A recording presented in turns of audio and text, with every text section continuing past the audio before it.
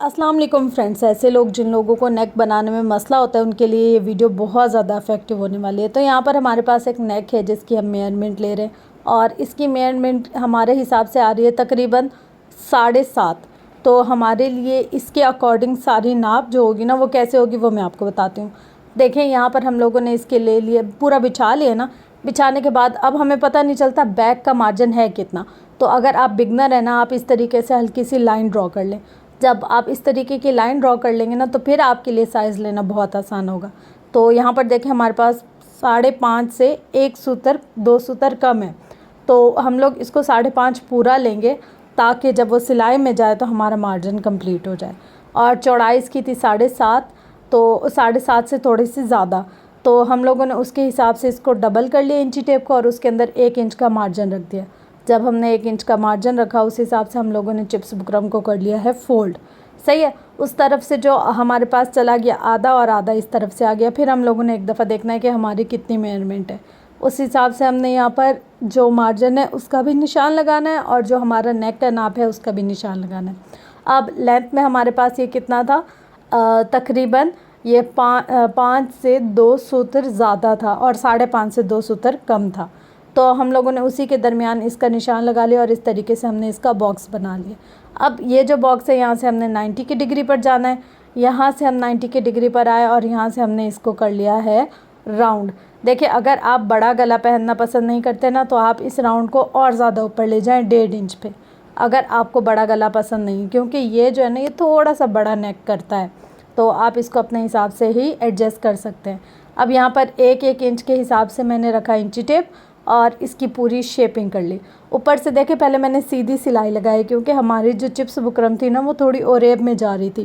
तो हमें chips buckram को ओरेब में नहीं करना, ये नहीं कि एक साइड हमारी बड़ी हो और दूसरी साइड हमारी छोटी हो। अब यहाँ पर देखें हमारी परफेक्ट नाप है जो हमें चाहिए थी उसके हिसाब से, क्योंकि जब हमने नाप ली तो वो 8 इंच से 1 से 2 सूत्र कम था। तो उस हिसाब से ही हमने इसको रखा है। अब हम लोगों ने इसको एक्स्ट्रा फैब्रिक के ऊपर पेस्ट कर लिया। पेस्ट करने के बाद भी हम इसकी नाप लेंगे।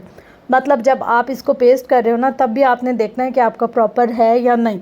अगर आपने पेस्टिंग में गलती कर दी, खुला ज़्यादा कर दिया तो फिर तो आपका नेक बड़ा हो जाएगा। फिर यहाँ पर एक्स्ट्रा फैब्रिक के साथ हम लोगों ने इसको सिलाई कर ली और दरमियान में हम लोगों ने 2 नॉचेस लगा दिए। जो नेक था उस पर भी, फ्रंट के ऊपर कमीज़ के उस पर भी। अब हम लोगों ने दरमियान की एक सिलाई लगाई और उसके बाद हम लोग इसको राइट सिलाई पे चलाएंगे और फिर हम लोग इसको लेफ़्ट सिलाई पर चलाएंगे। फिर इसके दरमियान जो भी मार्जिन होगा हमारा थोड़ा सा रखकर सिलाई का, वो हम लोग कट कर लेंगे एक्स्ट्रा पीस को और उसके अंदर छोटे छोटे से नॉचेस लगा देंगे। उसका फ़ायदा ये होता है कि ये हमें फोल्डिंग में आसान होती है। उससे पहले आपने इसके दोनों शोल्डर को रख कर चेक करना है कि ये दोनों शोल्डर बराबर हैं या नहीं। कभी कभी ऐसा होता है कि हम लोग एक्स्ट्रा जब रख देते हैं ना खुला या फिर तंग, तो फिर ऐसा होता है कि एक शोल्डर कम होता है और एक शोल्डर ज़्यादा होता है। और जब ऐसा हो तो फिर हमारी बाजू एक लंबी होती है एक छोटी होती है। तो ये जो छोटी छोटी बातें ना इनका ख्याल रखें तो आप लोगों की सिलाई बिल्कुल परफेक्ट हो जाएगी। अब यहाँ पर देखें आप लोगों की मर्ज़ी, आप बैक गले पर तुरपाई करें या फिर सिलाई करें। वैसे जो हमारे पास डोरिया के कपड़े होते हैं ना इन पर तुरपाई करें तो वो बहुत बेस्ट रहती है। सिलाई करते तो एक दो झोल आ जाते हैं। तो आप इस पर तुरपाई किया करें, वो आपके काम को बहुत ज़्यादा नफासत वाला बनाती है। अच्छा, अब यहाँ पर हम लोग इसकी बैक गले की कटिंग करें जो कि बहुत ज़्यादा अच्छी समझने वाली और देखने वाली है। अच्छा, हम यहाँ पर इंची टेप के हिसाब से निशान लगाएंगे 3.5 इंचेस का या फिर 3 इंचेस का भी लगा सकते हैं। आप देखें आपके क्लाइंट की क्या रिक्वायरमेंट है, जो आपका क्लाइंट बोले ना उसको उसके हिसाब से करके दें। अगर आप अपने बना रहे हैं तो आप अपनी चॉइस के अकॉर्डिंग करें। कुछ लोग पीछे का गला बड़ा पहनते हैं, कुछ लोग पीछे का गला छोटा पहनते हैं। तो जो जैसा पहनता है उसको आप वैसा ही बना कर देंगे तो वो आपसे खुश हो जाएंगे। अच्छा, अब यहाँ पर हम लोगों ने इसको क्या करना है, एक और एक पट्टी काट लेनी है और उसको डबल फोल्ड कर लेना है।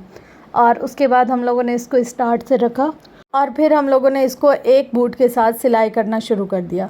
एक बूट के साथ जब हम इसको सिलाई करते हैं ना फिर हमारे पास छोटा छोटा सा मार्जिन होता है। तो अगर हम अंदर कट ना भी लगाए ना तो हमारा गुजारा हो जाता है। लेकिन अगर हम ज़्यादा कपड़ा अंदर की तरफ डालेंगे तो हमें फिर अंदर के कट डालने लाजमी होते हैं।